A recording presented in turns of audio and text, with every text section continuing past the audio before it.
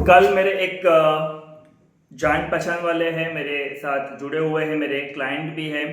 उन्होंने मुझे कॉल किया कि केवल भाई, एक्चुअली हमने कुछ महीनों पहले किसी को अमाउंट जो है, कुछ सालों पहले हमने कुछ अमाउंट जो है वो दिया है हमारे जान पहचान वाले को।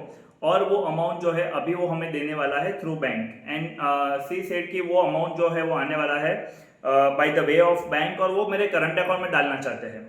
तो मैंने ना बोल दिया कि करंट अकाउंट में आपको ये अमाउंट क्यों लेना है, क्योंकि करंट अकाउंट में आपको अगर लेना है तो करंट अकाउंट से क्या होगा कि आपका जो एक्चुअल इनकम है वो बढ़ जाएगा। और इस साल, अभी तो ये अप्रैल स्टार्ट हुआ है, this year your income will get started, आपकी इनकम बढ़ जाएगी। और ultimately there is a possibility कि वो जीएसटी में काउंटिंग हो जाएगा, ये सारा कुछ हो जाएगा। इंस्टेंट मैंने उनको ये सजेस्ट किया कि मुझे पता है कि आपकी डॉटर जो है, उनकी एज जो है वो 18 की होने वाली थी इन मार्च और अप्रैल। सो मुझे वो बताइए कि सी गॉट 18 कंप्लीटेड और नॉट, एंड वो 18 साल की अगर उनकी एज हो चुकी है ऑलरेडी, तो हम उनके बिजनेस अकाउंट में ये पैसा ले सकते हैं। वो ऑलरेडी कुछ काम कर रही है, जबकि वो माइनर थी तो वो इनकम आपके अंदर कैलकुलेट हो रही थी।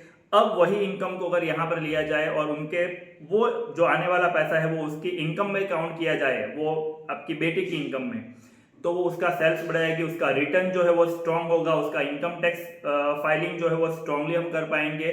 और फ्यूचर में उसे भी बहुत अच्छे से बैंक से लोन मिल सकती है। लोग है ना, लोन से घबराते हैं, लोन से डरने की जरूरत नहीं है। लोन से कब डरना चाहिए? अगर आप पर्सनल यूज के लिए लोन ले रहे हो, अगर आप ट्रैवलिंग के लिए लोन ले रहे हो, अगर आप एंटरटेनमेंट के लिए लोन ले रहे हो, तो वो नहीं लेना चाहिए। बट मैंने उनको ये सजेस्ट किया और उन्होंने अपना 8 लाख का टर्नओवर जो है वो सेव कर दिया, बिकॉज उन्होंने वो अमाउंट जो है वो उनके करंट अकाउंट में नहीं लिया।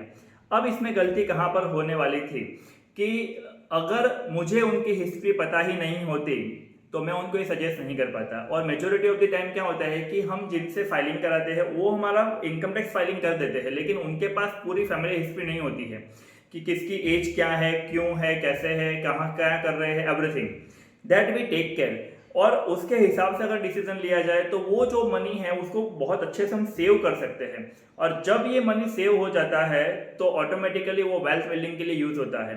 तो मेरा ये मानना है कि प्रॉपर टैक्स प्लानिंग से पैसा बचाया जा सकता है और प्रॉपर वेल्थ बिल्डिंग की जाती है। And that's why the first decision start with knowing. आपका चार्टर्ड अकाउंटेंट या आपके टैक्स कंसल्टेंट आपके फैमिली के बारे में कितना जानते हैं वो आप एक बार चेक कर लीजिए। एंड सेकंड थिंग कि अगर आपको कोई भी क्वेश्चन है, कुछ भी क्वेरी है, तो मैं आपको रिक्वेस्ट करूंगा कि आप एनी टाइम मुझे कनेक्ट कर सकते हो, मेरी टीम को कनेक्ट कर सकते हो। हम सही से आपका टैक्स प्लानिंग और वेल्थ बिल्डिंग करके देंगे ताकि आप अपने परिवार के लिए एक लीगेसी छोड़ के जाओ। Thank you so much.